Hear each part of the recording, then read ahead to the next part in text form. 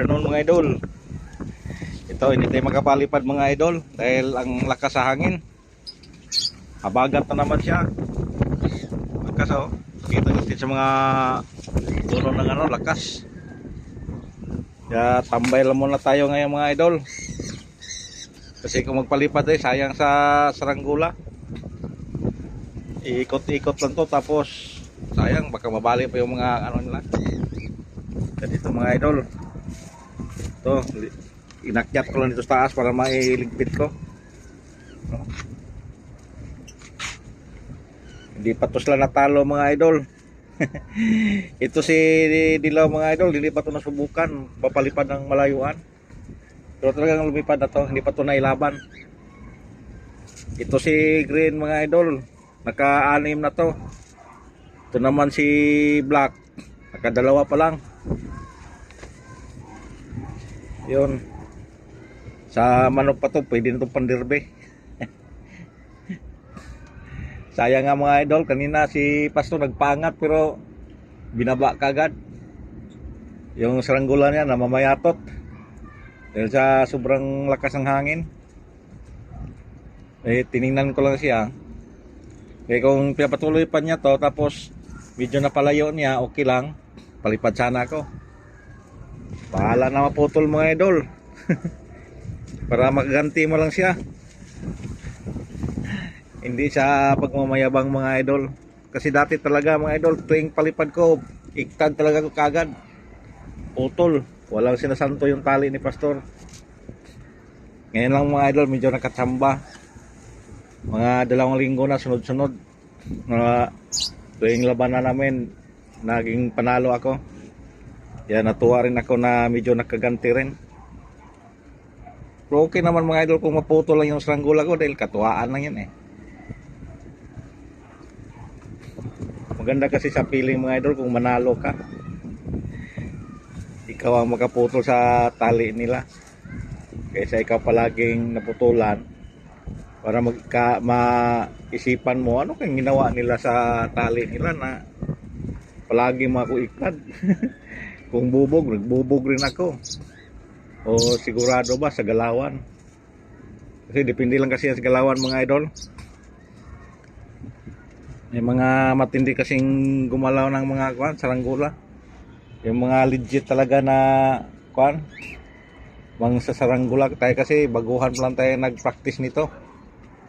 Kasanayan natin mga yung guryon dun sa probinsya. Pero hindi na ako marunong gumawa ng guryon.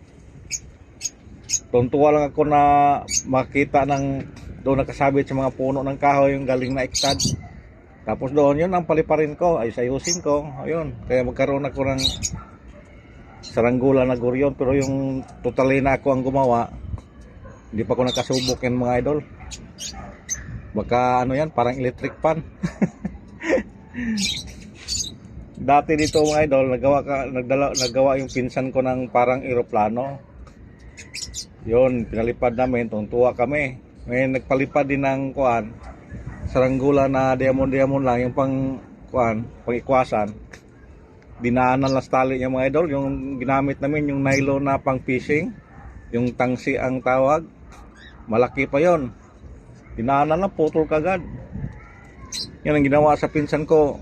Inahabol niya kung saan bumagsak yung saranggola niya, pinuntahan niya.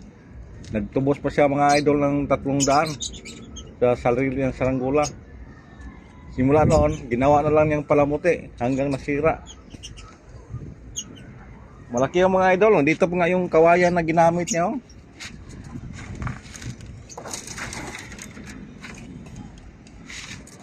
Ito mga idol.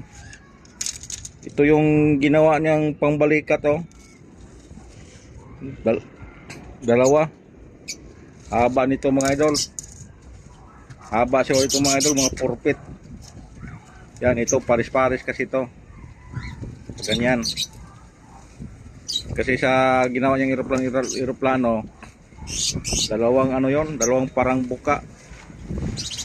Haba niya Ang laki, ganda ng tingnan mga idol. Sayang lang nabura ko yung ko doon.